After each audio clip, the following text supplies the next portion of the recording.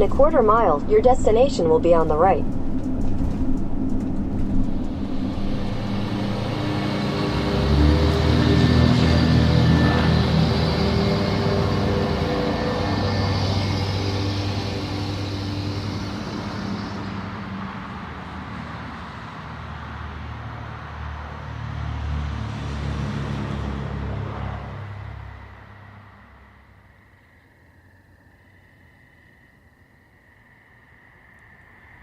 It is Tuesday night, June 1st, 2021. I was just in Fort Worth, Texas, and I popped on over to Stortsville, New Jersey to get a suspension installed for the Winnebago Revel at OK Four-Wheel Drive. Alright, so I didn't just pop on over, that was an exhausting 3-day drive.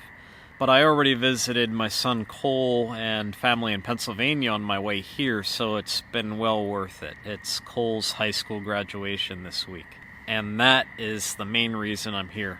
My appointment starts bright and early tomorrow morning, so that's why I got here a little bit early, and I'm parking lot camping tonight. First, what the van is getting and why. I'm having OK install a suspension system by Agile Off-Road. It's called a RIP kit. And RIP stands for Ride Improvement Package, I think. It adds about a 2-inch ride height increase, accommodates slightly larger tires. From what I've researched, the system improves both the comfort and the performance of the Mercedes Sprinter platform, both on highway and off pavement. And when we got the van 6 months ago, an aftermarket suspension wasn't even on the radar. The van just had to be able to negotiate basic 2-tracks. But after putting 10,000 miles on the clock, we quickly realized that the suspension that's on there, well, it's lame. It is harsh, jarring, unrefined, and feels like a suspension that belongs on a delivery van. And I guess that's what the platform started its life as.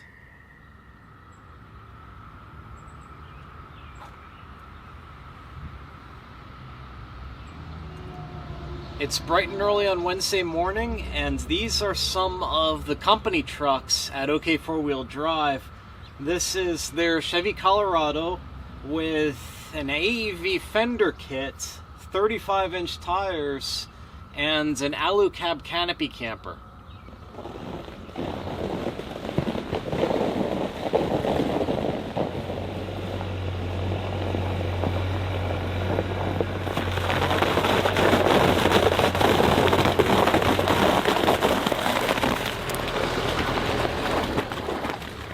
You might have seen this Toyota Tacoma in some of my other videos. It's equipped with an Old Man Emu suspension, 285/7017 BF Goodrich all-terrains, and it also has an alu-cab canopy camper. This truck used to have a Kaya camper from alu-cab, which is another slide-in bed camper, and it's the same truck that I took over Engineer Pass back in Colorado a couple of years back.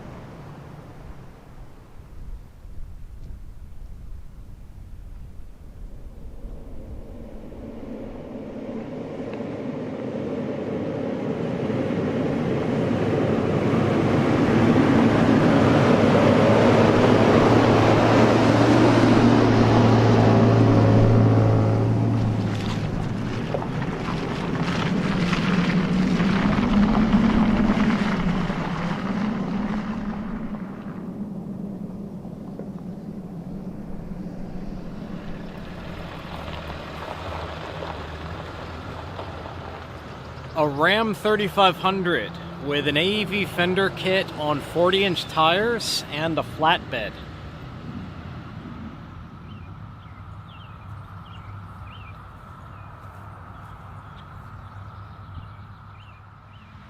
I really like this. which is a van compass winch mount on the front of a Freightliner Sprinter, which is the same as a Mercedes Sprinter.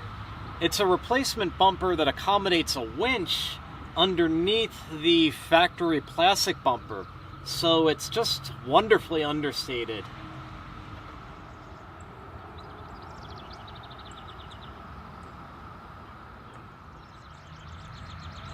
This is a brand new addition to their fleet that I'm just seeing for the first time right now, and it's still a work in progress. I believe it's getting tires and suspension and other gear. It looks like they're working on enlarging the fenders, and the fuel filler neck is still being rerouted. So this is not the finished picture right here. But it is a brand new Ram 3500 with an Overland Explorer Camp-HBE Hudson Bay Edition on an Overland Explorer aluminum tray bed. And it's already very cool, so I can't wait to see it when it's all done.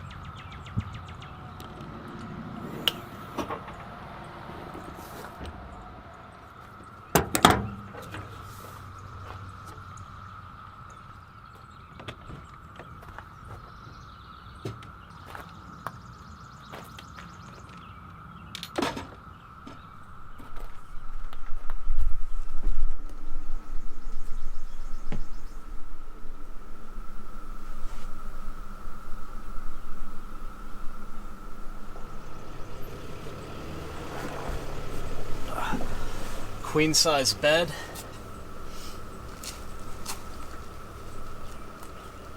And I'm 5'7". I'm not exactly tall. I fit in any bed.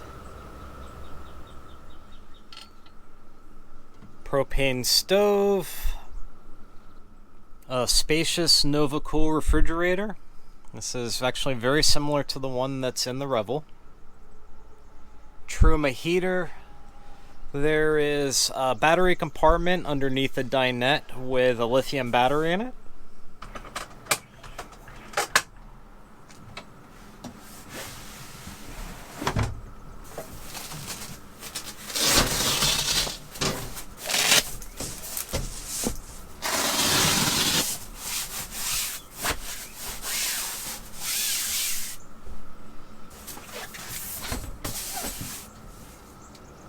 More storage.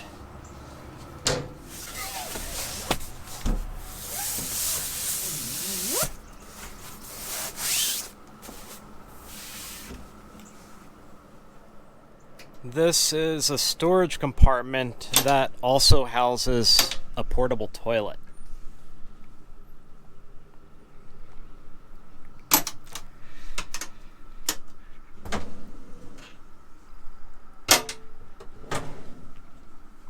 Overland Explorer campers are all built out of composite materials. There is no wood. They're very lightweight. Step up onto the bed, and it looks like I let a bee in here.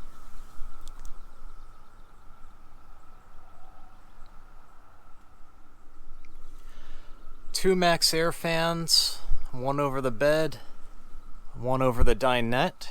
And they're reversible. You can configure the directions, so I have one set to in and the other set to out. The fabric on the upper part of the collapsible camper is opaque and it's well insulated. You can feel the insulation. Plastic windows are velcroed into place and they're backed by mesh screens. You pull these mechanisms on both sides to raise and lower the camper top. So there's one on that end, and there's another on that end. Red Arc power management system. USB outlet next to the dinette. I like this truck bed camper a lot. It might be my favorite that I've ever seen. There's a lot of things that it can do better than the Winnebago Revel, just for sake of comparison. It's like apples to oranges. But this has a more spacious and more comfortable dinette. The bed is bigger in here than in the van, and it seems like there's far more storage space, both on the inside and the outside. Alright, unfortunately for the suspension work on the van, there has been a change of plans. I woke up this morning and I checked the tracking number from the freight carrier on the suspension components being shipped from California, and they are not here yet. They went out in a timely manner, but unfortunately I got across the country faster than my parts did. Last tracking check-in was this morning at 10 a.m. The parts departed South Bend, Indiana, and they're en route to Columbiana, Ohio. So the parts are 2 days out at least, and I have Cole's graduation to attend on Friday, so I needed to reschedule to Monday of next week. It's just how things work out sometimes, and you have to roll with it. So, what's another few days, you know?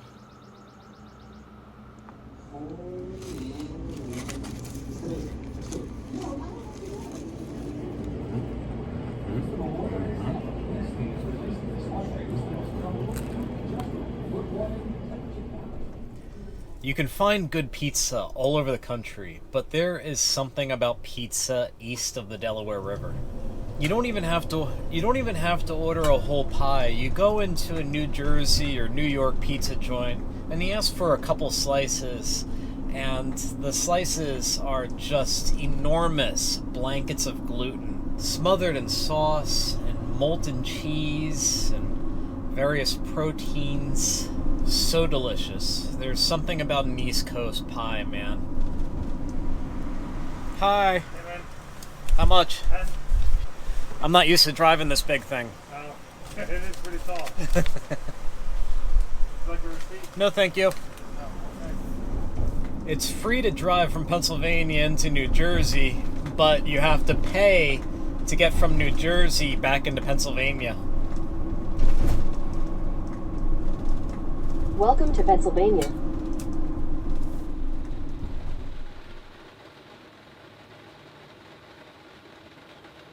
When I woke up this morning around 5:30 a.m. it was to clouds and rain, but it was really nice because it was warm out and the sound of the rain was soothing on the roof of the van.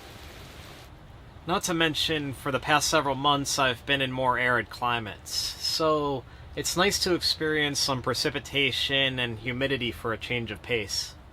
One thing that I've been doing myself with the van over the past several months is upgrading the lighting.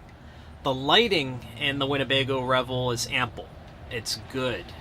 However, one thing it lacks from the factory are things like directional reading lights that give off a nice warm hue. The lighting in here is very cold and very clinical. I'm trying to warm it up a little bit, make the lighting a little bit more homey, and add utilitarian lighting where it's appropriate. I've already installed a couple of 12-volt gooseneck lights for boats and RVs in the back next to the bed, and they turned out great. We can adjust them to aim in any which direction, and they have USB ports in them. Before the gooseneck lights, it was just a couple of glaring dome lights that you would stare up at when you'd have your head on the pillow. One of my favorite lights that I installed in the Jeep was this Utilitarian red LED light by Baja Designs. It gives off a deep red that's enough to illuminate your workspace and find your way throughout the van. But let's say I'm up here editing video on my computer and Shannon's in the back asleep. I can't very well turn these bright factory lights on without distracting her. So we really need something else. That's where this comes in. It's not a fancy light by any means, but it's bright, it's useful, and it's very efficient. And I want to install it right up here on the bottom of this cabinet that suspends over the dinette.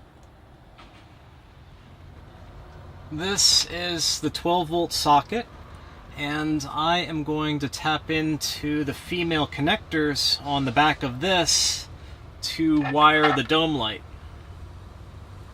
Before I start tearing things apart, let's just test the dome light to make sure that it works.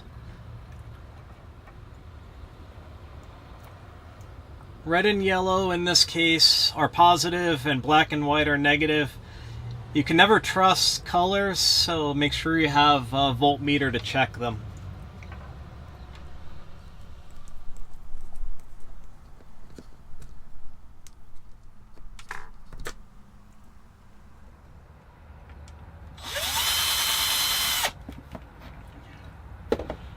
So what I'm doing is poking a hole in the plastic end piece of the ram track. My goal for pretty much every modification I perform is to hide any holes that I might drill and to make it as reversible as possible. So I'm going to feed the wire for the LED dome light into the end of the ram track and then use the end of the ram track to conceal the hole that I drill up into the cabinet.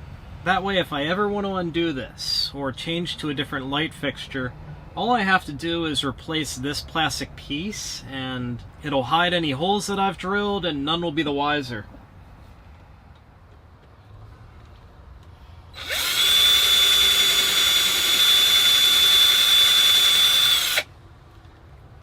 I did move the wires out of the way, and I turned off power for the coach and pulled the fuse for the 12 volt and USB outlets up here.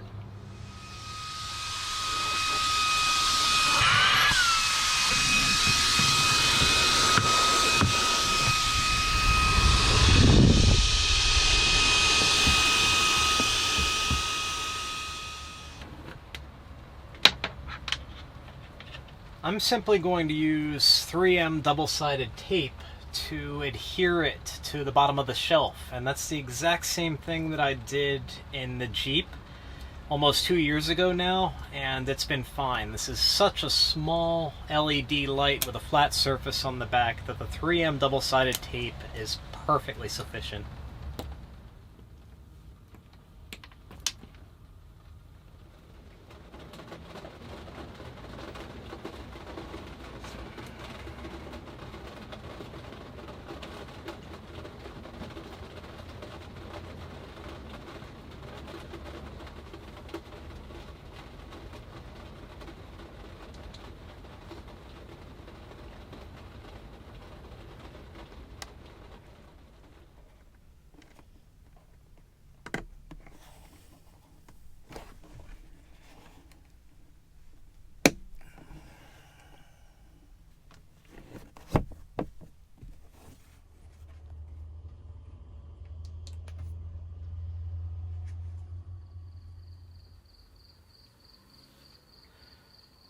I'm really pleased with how the red dome light came out. Through the camera screen, which I'm looking at on my phone, the red light looks a little bit glaring, but I don't think this is a really accurate representation of what you're seeing. It gives you an idea of the amount of light that's produced, but it is certainly warmer and more comforting than it appears on camera. So between the gooseneck lights in the bedroom and this red light over the dinette, the lighting is becoming much more functional and comfortable in here, and I'm happy with that.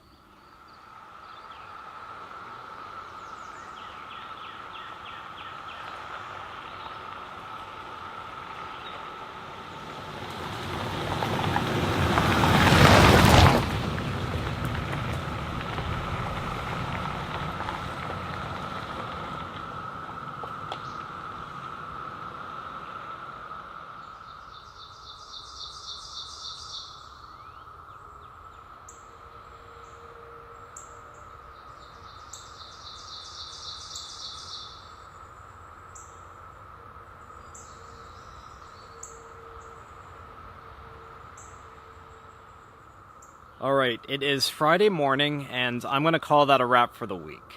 I suppose this is part 1 of 2 of my East Coast endeavor. The suspension system from Agile Off-Road for the van has been delivered to OK 4-Wheel Drive as of yesterday.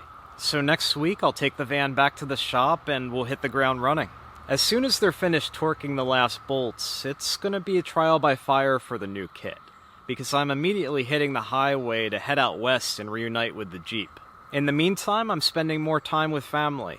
Cole's high school graduation is tonight, so between now and then, I'm just going to sit down and edit this video that you're watching now. As usual, I hope you enjoyed this episode. Thanks for following along, and I will catch up with you next week.